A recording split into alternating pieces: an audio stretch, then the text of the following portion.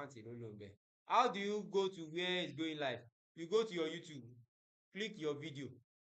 Ṣé ẹ rọwọ́ mi? You click your video. Internet ti ń drag o. You now go to live. Ṣé ẹ ti rí? This is the only way you can check down. So if you want to now see the view bí tá a ṣe tẹ́lẹ̀ yẹn, you just go to edit. Bóyá ẹ ṣe mistake orúkọ ni o, you can do that one too here. Are we together? So we are live now with no problem. Now, if you want to now check what exactly is going on, there's an interface to check the information of what's going on your YouTube. Ṣé ẹ ti rí? Do you see what I clicked on? This interface, if you log it in, it will show you what's happening on your YouTube, the comments, the likes, etc. But most of the time, Kumawa is distracting. But if you have a department that is working on responding to people live, you can on it. But you can actually do this on another device so that the work will not be too much on the person manipulating your streaming software. This is what I do to this. I cancel it. Now, the information that is important for you to be tracking per minute is your status. Bóyá stream yẹn ń lọ, bó ṣe yẹ kó lọ. Prism will give you the information. You will see the information through this notice bar. Through this what? Notice bar. If it's okay, it will tell you. Just double click. Or if you are not sure, you can lock it in somewhere. Want to update kini o, lock in more. Before, I used to lock it in somewhere. So now, the first problem to encounter only at least ṣé ẹni kó ti gbé mi wá sí ó ti rí kí ni problem on me. Now the problem tó rí sí YouTube is not currently receiving data from this stream. If you believe that it is correct, tó o bá gbà pé o ní problem o, èmi náà mi ò ní problem pẹ̀lú ẹ. Ensure that you are sending a stream and that is configured with the correct stream key. Ṣé kìí sọ pé rí báyìí? Nítorí pé kí ni wọ́n wò pé kí ni yóò yàtọ̀, kò rí difference nínú ṣé ẹni kó lè àìní, kò rí difference nínú frame tó ń lọ yẹn. Ó ní ṣé mo sọ pé kankan ń ṣẹlẹ̀ ṣá, but tún yàwó pé òun ò mọ̀ kí ló tún ṣe. Ìsíni iṣẹ́ òdì. Now tí kò bá wọlé ó máa affect internet ẹsẹ̀kẹsẹ̀ ó máa gbé wá sí ibà, frame ti drop. Are we together? That's the most interesting thing you like nípa ilé. Nípa what? Prism. It gives you updates per time on what is happening on your stream. Are we together? Any questions so far? I've dealt and talked about so many aspects. Gbogbo ìtókù ṣó yé wa ṣá. Àwọn nǹkan tí mo ti sọ ṣó yé wa. It's not technical, but as time goes on, as you do it, you tend to understand better. However, I just use the bit rate that is on the system. I didn't set it. Ẹni gbogbo nǹkan LD. Torí pé internet standing there. When you call LD. How do you know the bit rate I'm using? Go to your settings. Settings wà lọ́wọ́ sàlẹ̀ báyìí. When you click on it, under output, kí ni mo pe default sọ́dọ̀ tèmi? 2005 AP. So because mo ti convert ẹ̀ sí Mbps ẹ̀ mo ti convert ẹ̀ sí 1000 lórí èdè check mathematics ni check this is my own default. My stream will not go wrong if the speed test we did not fall lesser than 1 point whatever. Are we together? If it did not fall what? Under, because what we have here, the average learning by, that means 5 Mbps ní actual internet. So if the internet, if the upload speed now falls to 4 point whatever, ó máa bẹ̀rẹ̀ sí ní fún mi ní signal pé a ti ní problem. As little as this thing is the bedrock of all the ọpọlọ. You know, we talked about the resolution, how to set that one, what is coming in, etc., etc. Tí kinní bá bẹ̀rẹ̀ sí ní dé, lẹ máa mọ̀ pé ìṣòro wà ní live streaming. Because àwọn àjọ̀dún tó wà pẹ̀lú system, thank God we are in a Christian gathering. At times when I get to a location, I take control of the internet. I'm being factual here.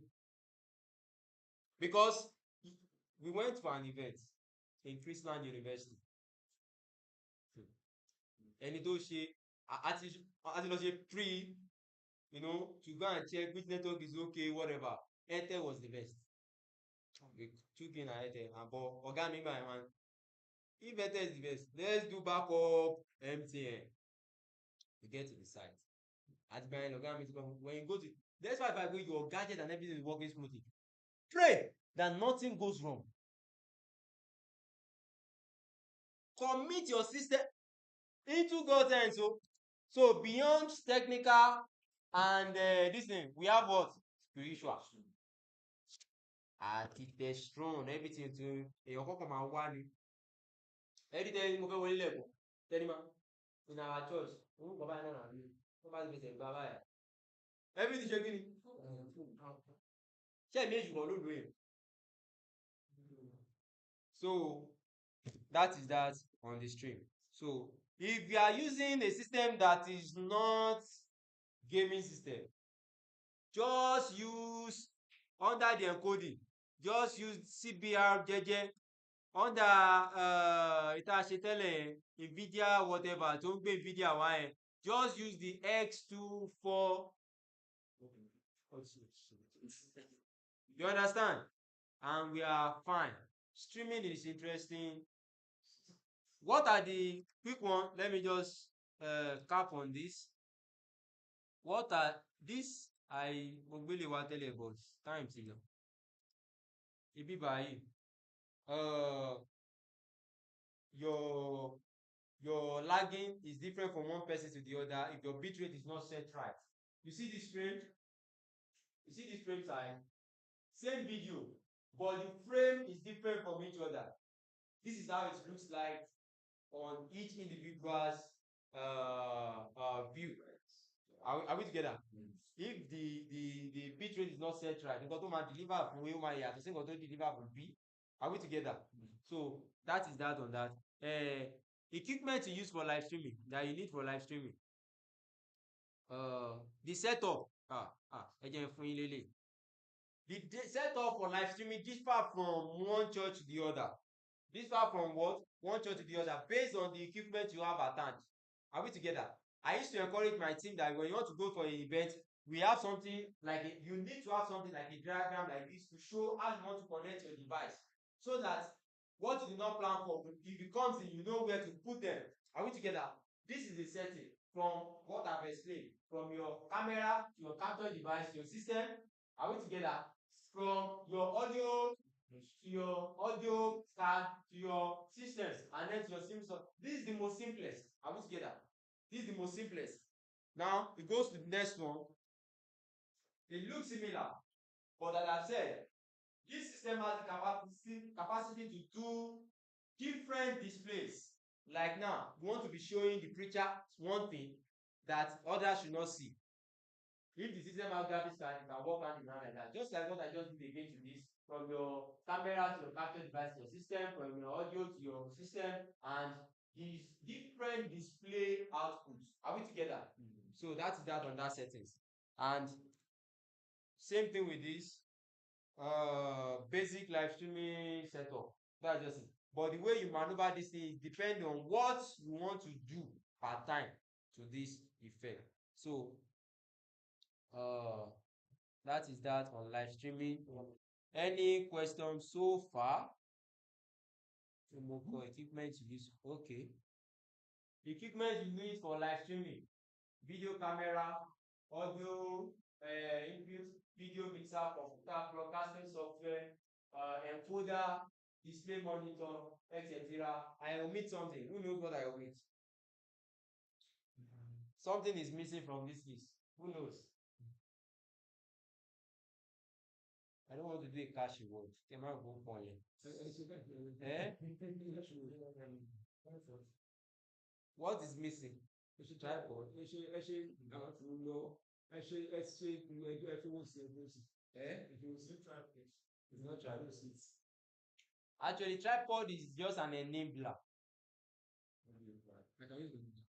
You can use your hand for. It's just an enabler for the. Tí n bá sọ íńtánẹ́ẹ̀tì lèmi wá íńtánẹ́ẹ̀tì òun náà ni ó ti lọ ó ti lọ I don't see it now and without internet kò sí tournament live stream are we together so that is that on that another thing that I omit is this how you set this thing the resolution that is coming and your bit rate the average bit rate for each resolution are we together the average bit rate this is how I get my own bit rate so if your resolution is this see the average nǹkan tí mo kàn kàn yín báyìí problem ti pẹ́ẹ́pẹ́ táwọn ìlú méjì resolve o this discovery is massive if you are using this resolution this is the average bit rate but how do you get this average bit rate is based on your internet availability are we together so if your speed is lower and you do the average and it's giving you this ṣe àwọn ìgbé problem ti wà nìyẹn ẹ ní láti dá padà sí this but this is the average that I use but my system can work with this ṣe àgbẹ̀ kọjá yẹn tí máa ń lo eléyìí tí wọ́n á ní internet báyìí my audience will not have a good experience tó yẹ kó mo fẹ́ send ìwé 1080p jáde my audience will have a bad experience thank you and God bless.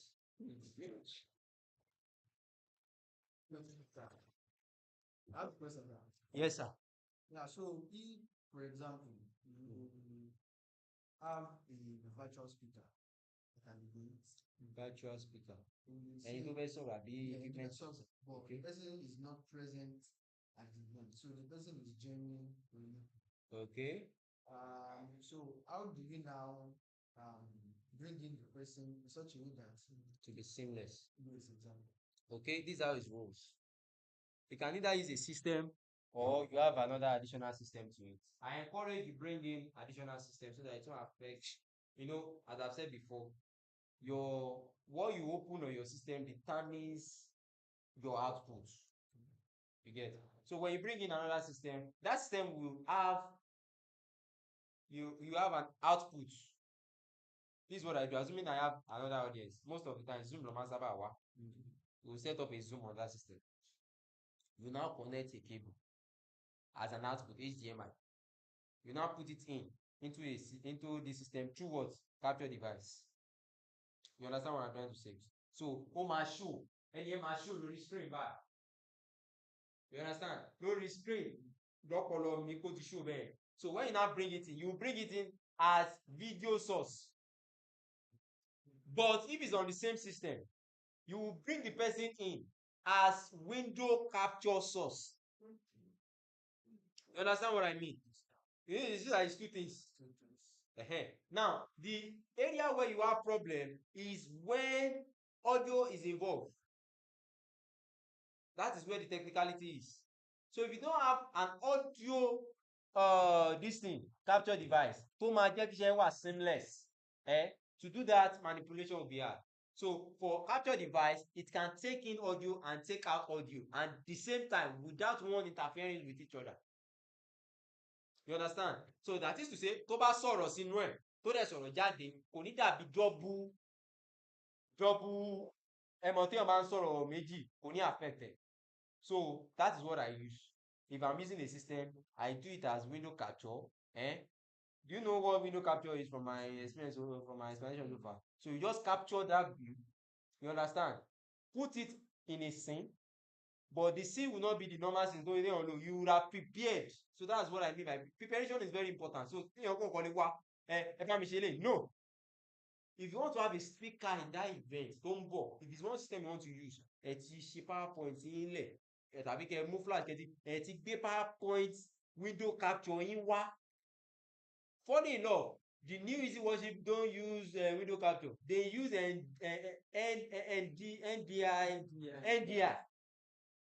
That's another level. From the same network, you can pick from different systems. You understand? So they use NDI. So that's another level. So the more you work on this thing, but there's nothing that is not possible. That's what I want to just finalize with. There's nothing that is not possible. Thank you. Any other question? Yes, there is a question, but there's a practical assignment we have to do. Let me end this thing. We have to see 2 phones. Okay, let me say we have 3 phones. Well, maybe please connect to the phone. Connect to my network. I want us to disconnect. Use Latosi. Thank you very much. You're welcome. We appreciate you. We are not yet releasing you because I want us to do this together. Please connect. Adẹ̀kú ti data yìí o. Funny enough, I am. Let me just chip it in for you. The way this generation, this world is going now, ó ti fẹ́ di penny-wise pounds foolish báyìí. I've been on MTN 1 terabyte gigabyte and it has been wonderful for the past 3 years. So tẹ́ bá lè dájú ẹ̀ tẹ́ ṣe once and for all, irú eléyìí ò ní ṣẹlẹ̀. At least 1 terabyte ẹ̀ ń lò, no matter how big you are on data, you use it at least for 8 months, 6 to 8 months.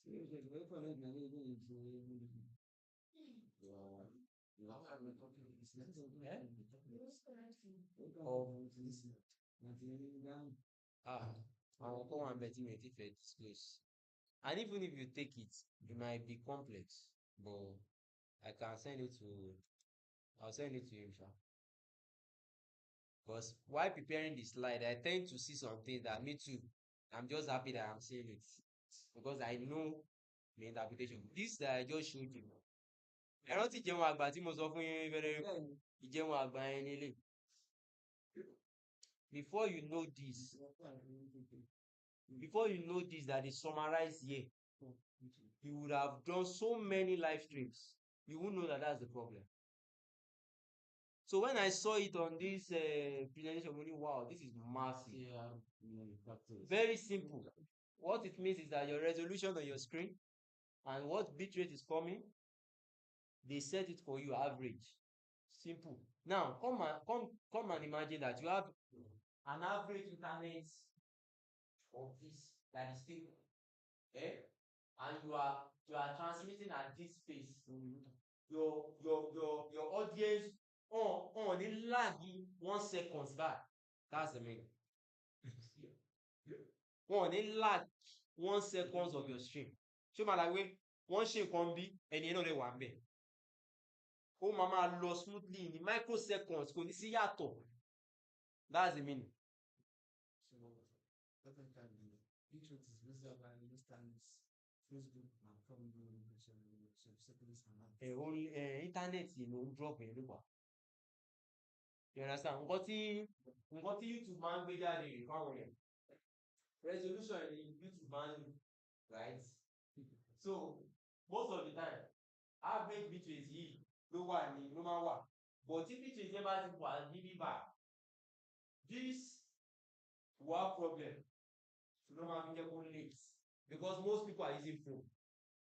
And when you are using phone, it's not only that software that is using it. They are using the internet. You know there are some software on your phone that are using your internet that you don't know. WhatsApp. So, that person, I appreciate you. Please, can I have this? Yeah, sure. Prison and have a kind of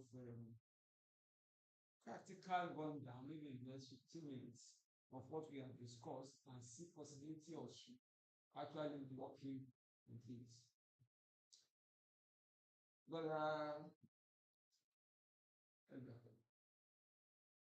should present them. Can we please come around? So, if you are closer to him, you are closer to him. So, while I depend on the wisdom and knowledge and understanding of the person, you also get moving. So you can increase the lens. So lens do my increase. No more. So I also say, because the truth of the matter is I've never also used this.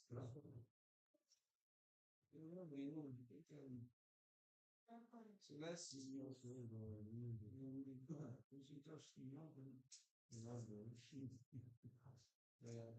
So I have a public private.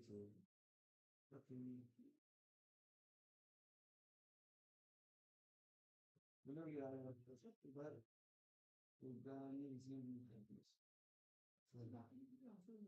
so now let's talk about our sources actually.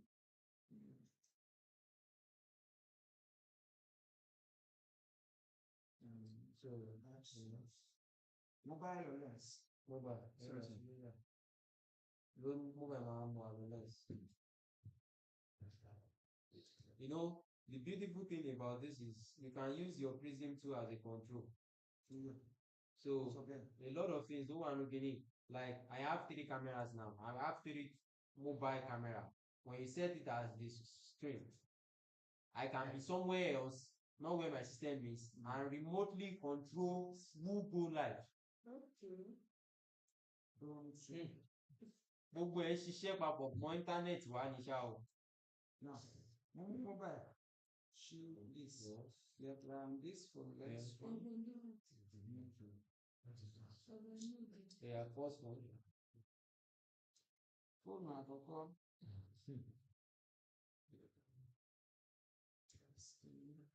They are the same like the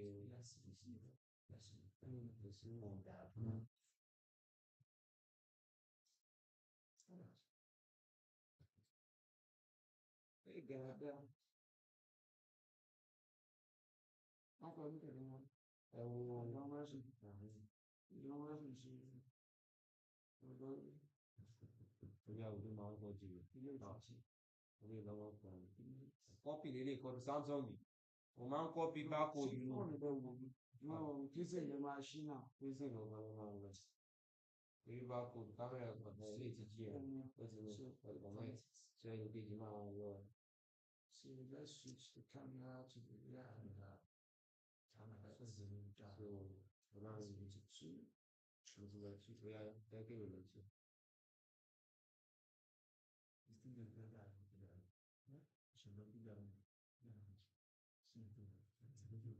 Wow. Hey, ṣé mi gan mi lọ ra máàkì báyìí? Let me see. Bí ẹni ẹ̀sìn wọn ta lágbo sí láìpẹ́.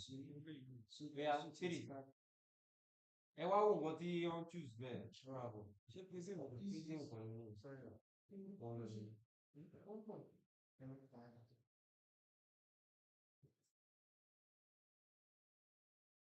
Okay.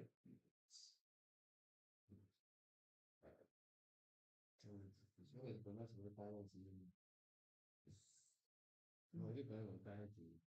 But the only data for chef. internet job. Yeah, any Latin shit tag here. Wait, man, data.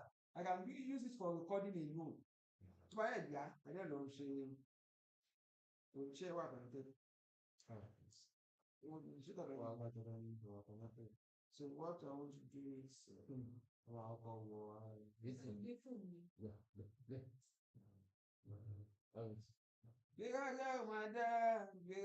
madam.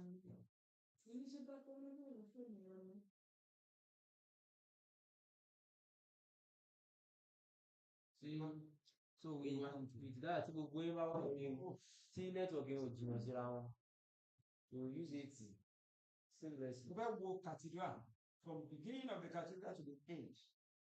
Ṣé ó lè work? Network Select. And now we are here. We've selected this. How do we move? 2 cameras. Yes, we've selected 2 yet. Yeah. ẹ kàn máa minimize ẹ̀ ẹ wá lọ sí prison It is minimized. It's minimized. ẹ lọ prison investigation Prison, bóyá prison is not ní safe. àwọn ẹ lọ bẹ̀rẹ̀ ṣe ló pè ẹ council bóyá over okay ẹ kà lọ lens That's hard us. lens Yes. okay kí ló ṣẹlẹ̀ Exactly. yes sir ẹ lọ fún Ó ti ń mi bẹ́ẹ̀. ní àpòjẹ́ screen Ṣé kò àpò ìpínlẹ̀ wọ́n kò náà? kábíyèsí káwọn àwọn Ó kì í ká máa nǹkan tá à ń ṣe Eh, ìyá ẹtì ní ìfẹ́ bí ní ó yẹ kọ́ lẹ́yìn tó Ṣẹ́kù. ń bọ̀ ìmọ̀ ìdààmú. Ó tó ń bèèrè fún ìjọba ìjọba. orí lè kọ́ wá dípò ìwádìí wà ní wọ́n náà Ẹ ti bínú, ẹ má bínú. Òun náà lè rí kó jẹ́. start lè rọrùn ó yá okay ó sì Second Nigeria ló.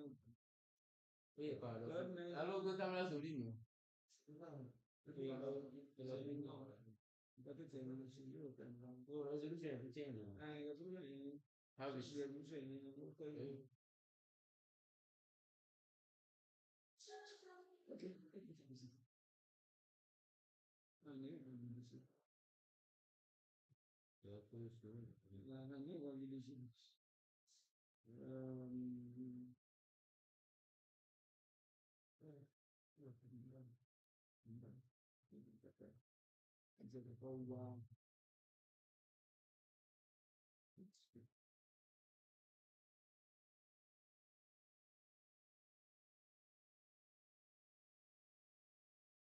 It's